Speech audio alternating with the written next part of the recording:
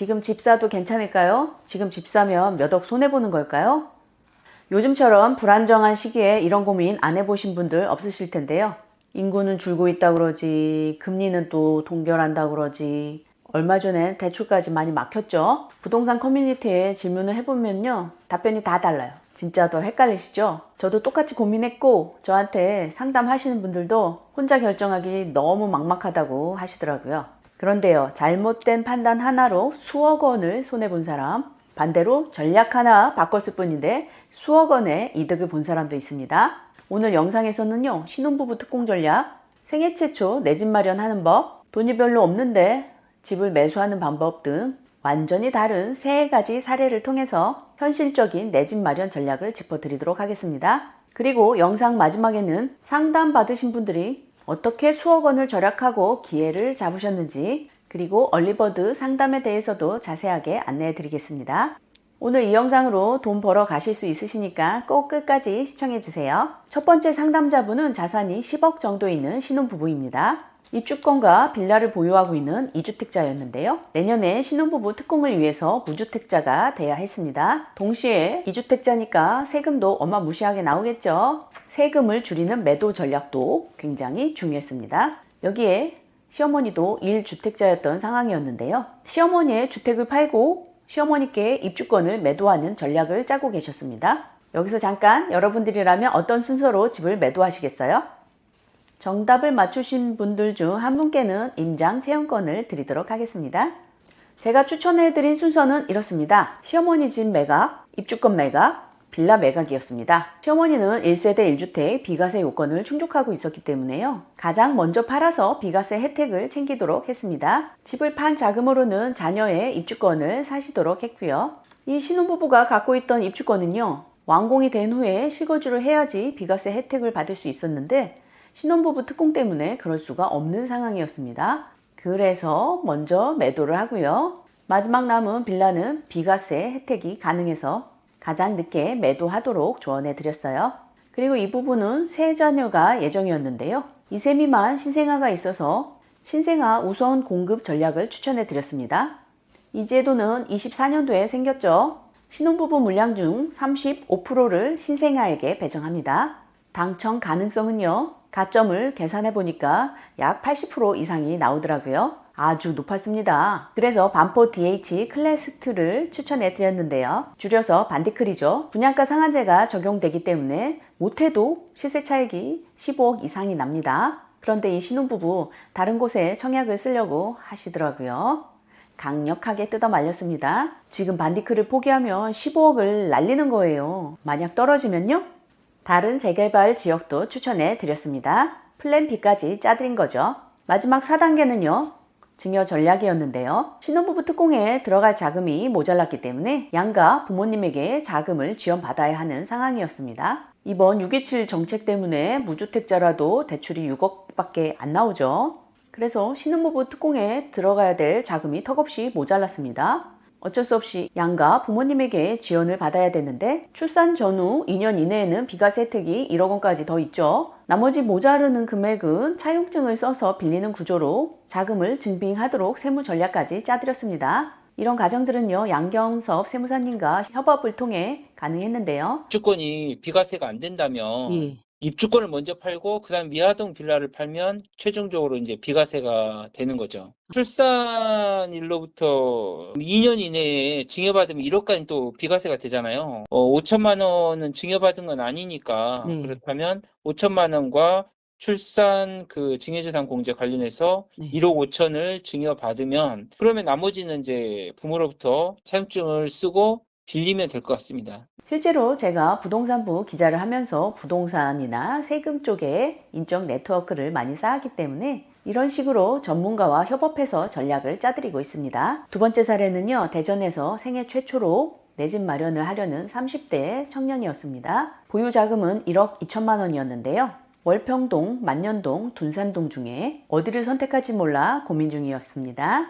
임장을 거의 안 가보고 공인중개사의 말만 듣고 월평동의 구축 아파트를 거의 결정한 상태였는데요. 제가 실거래 흐름과 입지, 재건축 실익까지 분석해 드렸습니다. 결과는요.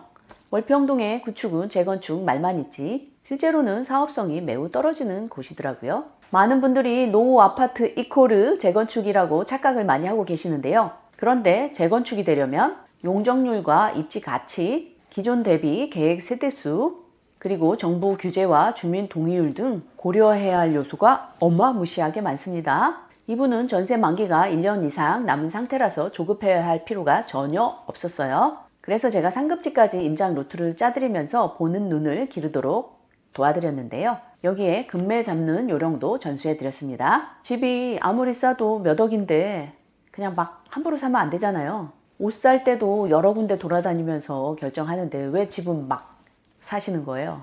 실제로 제게 집을 팔았던 분이 계신데 한번 연락을 한 적이 있었거든요. 그런데 정신과 약을 1년 동안 드시고 계신다고 하시더라고요. 왜 그러시냐 했더니 옆집 사람 말만 듣고 집을 팔았는데 몇 억이 올라서 너무 속상해서 약을 드시고 계시더라고요. 정말 안타까운 케이스죠. 다시 이 대전 상담사 분으로 돌아오면요. 이분 30대 초반이라서 청년주택 드림 대출을 알려드렸습니다. 청약시 저금리로 이자를 낼 수 있습니다. 이분은 구축도 좋지만 청약을 고려해보는 것도 좋은 선택이 될 것 같아서 청약을 추천해드렸어요. 그리고 세종시도 함께 보라고 조언해드렸습니다. 세종시 지금까지 입주 물량이 많았는데요. 25년의 입주 물량은 단 1,000세대 정도입니다. 수요 대비 턱없이 부족한 공급량이죠. 여기에 국회 세종의사당, 충청광역철도, 스마트 산단까지 호재가 있죠. 벌써 마지막 사례가 되었네요. 해외 거주 중인 50대 여성분이었는데요. 올 여름에 한국으로 귀국 예정입니다. 모두 6식구였는데 자녀가 넷이라 다자녀 특공을 물어보셨습니다. 그런데 확인해보니 미성년자 자녀가 단 1명이라서 점수가 턱없이 부족하더라고요. 대출도 귀국 전에는 불가능했습니다. 이분들이 가지고 계신 자금이 좀 부족했어요. 이분들이 갖고 있는 자금은 약 5천만 원 정도였는데요. 경기도 남부에 살기를 원하셨는데 내 집 마련은 사실상 불가능했고 현실적으로 월세 전략을 짜드렸습니다. 수원, 용인, 화성에서 보증금 5천에 월세 30만 원 정도 되는 것을 찾아보시라고 했는데요. 이들 지역은 서울 접근성도 좋고 교통도 좋고 생활 인프라, 학군도 괜찮은 지역들이기 때문이죠. 서울로 학교를 다녀야 되는 대학생들이 있었고요. 그래서 교통이 편하고 초등학생 자녀가 있기 때문에 학군도 좋아야 되고 생활 인프라도 좋아야 되기 때문에 이들 세 지역을 추천해 드렸습니다. 입국해서 안정적으로 거주하면서 1, 2년간 국내에 신용을 쌓아서 대출 요건을 맞추는 내 집 마련 10년 로드맵을 짜드린 케이스였습니다.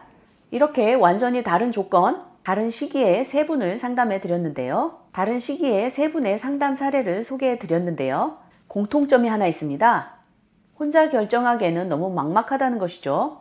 만약 이분들이 저하고 상담 없이 그냥 집을 사셨다면요. 적게는 1억, 많게는 몇 억의 손해를 보셨을 겁니다.